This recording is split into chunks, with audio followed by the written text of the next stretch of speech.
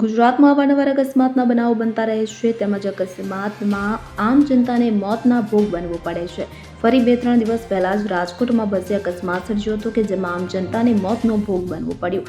આ દરમિયાન રાજકોટમાં બસ અકસ્માતની ઘટના બાદ સુરત શહેર પોલીસ એક્શનમાં જોવા મળી આવી હતી। ટ્રાફિક પોલીસની ટીમ દ્વારા વીઆર મોલ પાસે બસ ડ્રાઈવરનું બ્રેથ એનેલાઇઝર મશીન દ્વારા ચેકિંગ કરવામાં આવ્યું। આ સાથે જ ડ્રાઈવરના લાયસન્સ પણ ચેક કરવામાં આવ્યા હતા તેમજ શહેરની અંદર તમામ સ્થળ પર કામગીરી કરવામાં આવી રહી છે। મળી આવતી માહિતી મુજબ રાજકોટમાં બસ અકસ્માતની ઘટના બાદ સુરતમાં પણ ચેકિંગ કરવામાં આવી રહ્યું છે। બીઆરટીએસ બસ સ્ટેન્ડ પર બસ ડ્રાઈવરોના લાયસન્સ તેમજ બ્રેથ એનેલાઇઝર દ્વારા ચેકિંગ કરવામાં આવ્યું હતું। ટ્રાફિક શાખા દ્વારા વીઆર મોલ પાસે બીઆરટીએસ બસ સ્ટેન્ડ તેમજ આજુબાજુના બસ સ્ટેન્ડ પર આવતી બસોના ડ્રાઈવરોના લાયસન્સ ચેક કરવામાં આવી રહ્યા છે। આ ઉપરાંત ડ્રાઈવરોની બ્રેથ એનેલાઇઝર દ્વારા પણ ચેકિંગ કરવામાં આવી રહ્યું છે।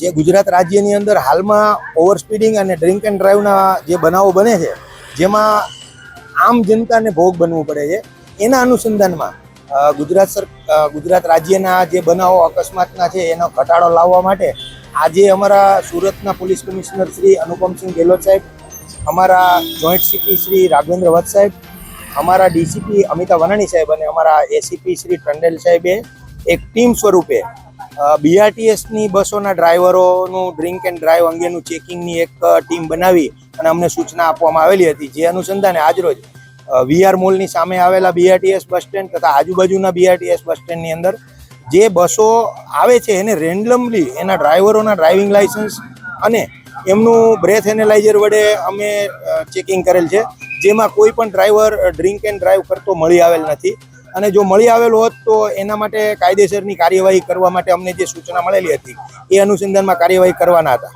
નરેશ સિમરણ સાથે CN24 ન્યૂઝ સુરત। હવે જુઓ દેશ દુનિયાની તમામ ખબરો તમારી આંગળીના ટેરવે। ઉઠાવો મોબાઈલ અને ગૂગલ પ્લે સ્ટોર પરથી ડાઉનલોડ કરો અમારી CN24 ન્યૂઝ મોબાઈલ એપ।